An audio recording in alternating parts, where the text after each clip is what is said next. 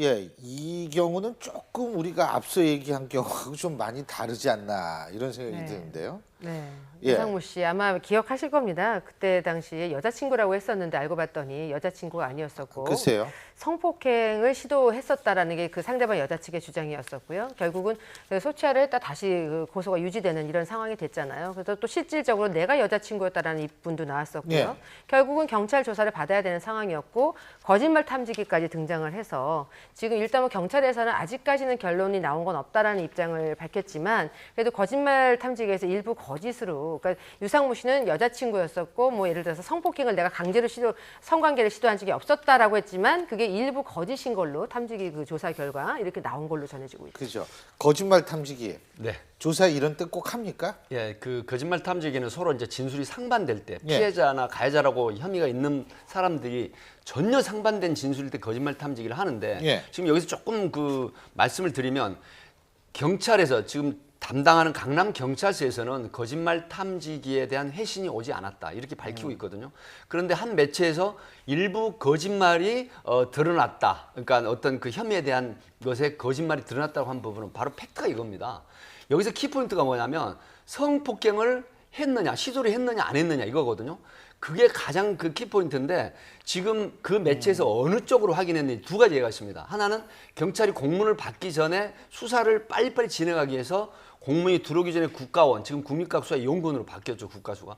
국가원에 전화 통신으로 먼저 알아보는 방법이 있습니다.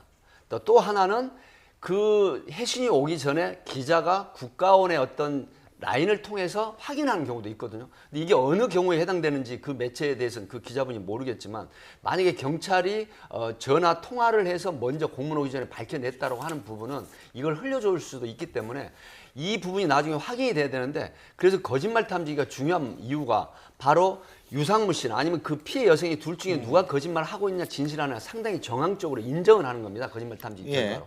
그래서 이 성폭행 사건의 특히 둘만이 아는 비밀은 거짓말 탐지기에 의해서 수사의 진로 방향이 굉장히 바뀐다. 이런 말씀을 드립니다. 지금 이제 우리 백 팀장님 계시지만 수사기관에서는 거짓말 탐지기에 대해 상당히 많은 근거를 두는데요.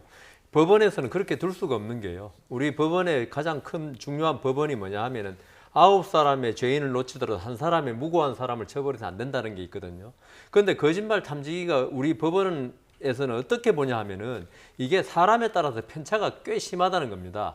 왜냐하면 거짓말 탐지기라는 게 손끝에 나오는 뭐 땀이라든가 이런 걸 가지고 심장 박동 그러니까 그런 거 하는데 종합적으로 하는 거 아니에요? 어떤 사람은 있죠. 거짓말 탐지기 않는 자체를 갖다 되게 긴장하고 두려워하는 사람도 있습니다.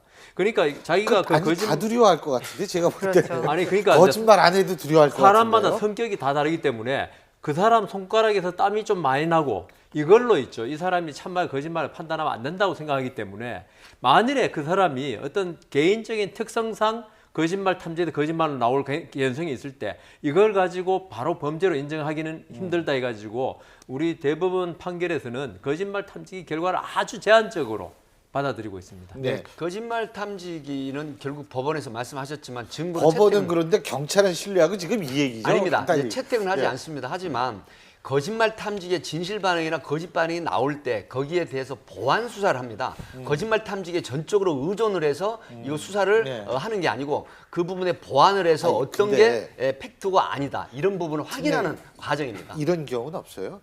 조사를 했는데 다 거짓말로 나오는 거.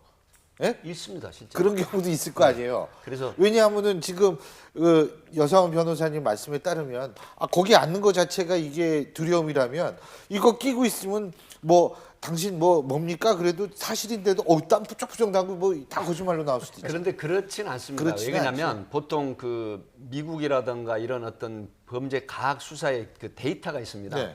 약 2% 정도에서 네. 많게는 3% 정도 오차가 있고요. 나머지는 굉장히 과학적인 수사 기법으로 활용을 하고 있거든요. 예. 한국만 하는 게 아니라 모든 선진국에서 그렇게 활용을 하고 있습니다. 근데 어쨌든 그 유상무 씨 문제도 정리를 해야죠. 이게 그러니까 공식적으로 경찰이 받은 단계가 아직 아니다. 그렇습니다. 그죠? 거짓말 탐지기 결과를 받은 단계가 아니기 때문에 이 부분도 이제 근데 경찰이 또 이거를 받고서 이거 발표도 안 할 거라고요, 사실. 그죠? 제가 생각할 때는 굉장히 관심도가 높은 부분이기 때문에 예. 경찰이 수사 결과를 브리핑을 할 소지가 굉장히 높습니다. 예. 근데 이게 유상무 씨 같은 경우에도 실제로 앞으로 연애 활동하는 데는 또 상당히 좀 어려움이 따르지 않겠어요? 이게 무혐의로 밝혀진다 앞에 하더라도. 박유천 씨 케이스보다 더 컴백이 좀 힘든 그렇죠. 상태죠. 왜냐하면 예. 유상무 씨는 실제로 여자친구가 있는 상태에서 그날 팬을 SNS에 쪽지를 통해 만난 팬을 그날 만나서 그날 모텔로 데려가서 성폭행을 시도했다라는 의혹을 받고 있기 때문에 만약에 무혐의로 처분이 나온다 하더라도 아마도 좀 쉽지는 않을 것 같습니다. 여자친구 있는 상태에서 다른 여자한테 추파를 던진 셈이기 때문에. 알겠습니다.